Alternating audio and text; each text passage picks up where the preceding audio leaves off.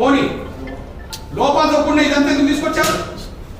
లోపాలు నేను చెప్పడం ఏంది? నేను బయట చెప్పాను, నేను మొదటి నుండి చెప్పాను. మరి నిన్న బీజేపీ వాళ్ళు చెప్పారు కదా, నిన్న బీఆర్ఎస్ వాళ్ళు చెప్పారు కదా, నిన్న కమ్యూనిస్ట్ నాయకుడు కాంగ్రెస్ ప్రభుత్వం మీరు పార్టీ పొత్తుల్లో ఉన్నాడు కదా సాంబశివరావు గారు, కూర్పులో న్యాయం జరగలేదని చెప్పి మాట్లాడింది కదా. కాంగ్రెస్ ఎమ్మెల్యేలు కూడా కూర్పులో న్యాయం లేదని మాట్లాడింది కదా. మాది పర్సెంటేజ్ కొంత పెరగనుండి అని చెప్పి మాట్లాడింది కదా.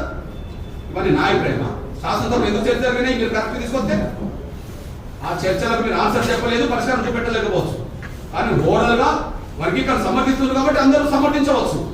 కానీ వర్గీకరణ చట్టం సంపూర్ణంగా ఓటింగ్ రూపం జరగక ముందు మీకు సూచనలు చేశారా లేదా? లోపాలను ఎండగట్టిందా లేదా? నేను ఎండగట్టడమే కరెక్ట్ అని నేను భావించుకున్నా. మరి వాళ్ళు ఎందుకు ఎండగట్టిండ్రు? లోపాలనే కదా. లోపాలు ఉన్నంత వరకు రోడ్డు మీదకి వస్తారా? చెప్పండి.